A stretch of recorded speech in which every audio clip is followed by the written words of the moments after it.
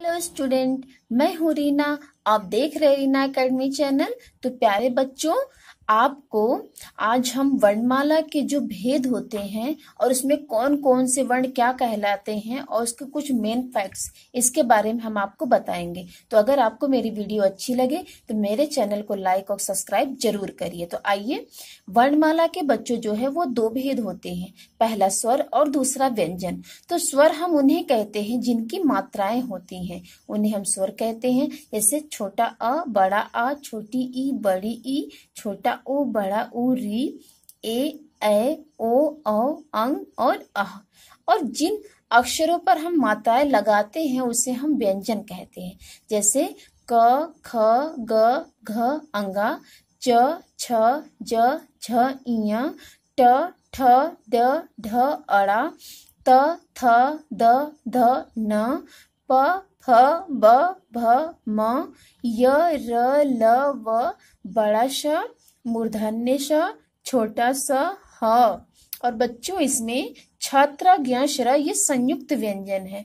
ये संयुक्त व्यंजन क्यों है? क्योंकि ये दो या दो से अधिक वर्णों के मिलाने से बनते हैं, तभी इन्हें हम संयुक्त व्यंजन कहते हैं। और इसमें जो ड और ढ, जो बिंदी वाले दो वर्ड आपको दिख रहे हैं, इन्हें हम अतिरिक्त वर्ण या अतिरिक्त व्यंजन कहते हैं, क्योंकि इनसे कभी भी किसी शब्द की शुरुआत नहीं होती है। ये हमेशा शब्दों के बीच में या लास्ट में आते हैं।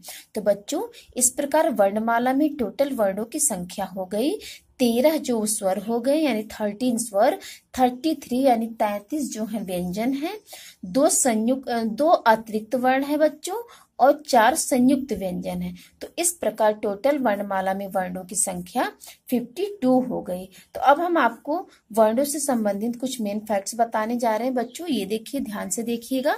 तो सबसे पहले हम जानेंगे कि वर्ण के मेल से सार्थक शब्द हम कैसे बनाते हैं। तो सार्थक मतलब होता है जिनका कोई अर्थ हो, वर्ण मतलब होता है अक्षर।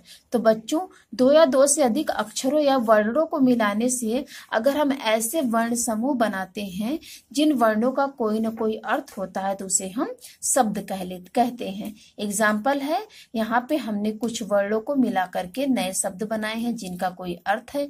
तो फल, महल, पनघट, तो इन सब का अर्थ है ही, सबको पता है। अब देखिए, नेक्स्ट है मात्राओं का ज्ञान।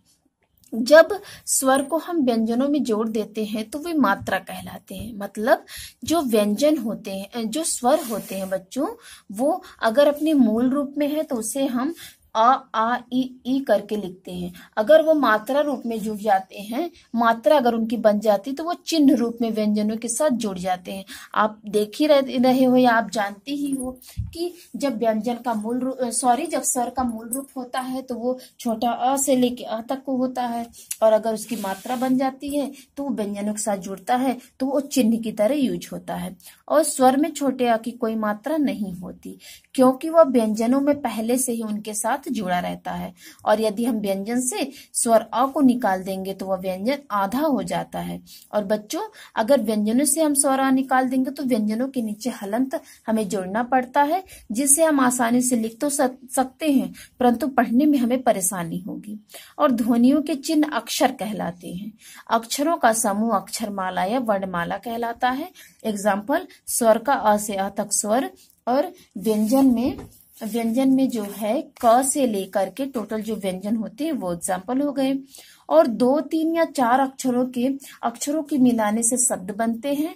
अतः अक्षर शब्द और वाक्य के प्रमुख आधार होते हैं। तो बच्चों, सबसे पहले हमें अक्षर बनाने होते हैं, यानी हमें अक्षर का ज्ञान करना होता है। तो जब हमें अक्षर का ज्ञान हो जाता है तो हम शब्द बनाना सीखते हैं, और जब शब्द हम बनाने लग जाते हैं जिनका कोई न कोई अर्थ होता है, तो उन सार्थक शब्दों से ही हम वाक्य बनाना सीखते हैं। तो इस प्रकार से भाषा का जो आधार है वो अक्षर, शब्द और वाक्य को मिला के बनते हैं। भाषा के आधार दो या दो से अधिक शब्दों के मिलाने से वाक्य बनते हैं, और शब्दों का वह समूह जिसका कोई अर्थ हो वही वाक्य कहलाता है। जैसे एग्जाम्पल है, नेहा गाना गा रही है। तो यहाँ पे हमें क्लियर समझ में आ रहा है कि इस वाक्य में क्या हो रहा है, इसीलिए ये वाक्य है। और बच्चों, स्वरों में जो अंग और अ होता है वो स्वर नहीं कहलाता है, लेकिन ये देखने में बिल्कुल स्वर की तरह लगते हैं, तभी हम सुविधा के लिए इसे स्वर के साथ लिख और पढ़ते हैं। लिखते और पढ़ते हैं, लेकिन इनकी कोई मात्रा भी नहीं होती है और ये तो व्यंजन भी नहीं है। अंग और अह न तो स्वर है न तो व्यंजन है, इन्हें हम अयोग वाह कहते हैं। ठीक है बच्चों, तो उम्मीद करते हैं कि आपको मेरी ये वीडियो पसंद आई होगी। Okay, thank you.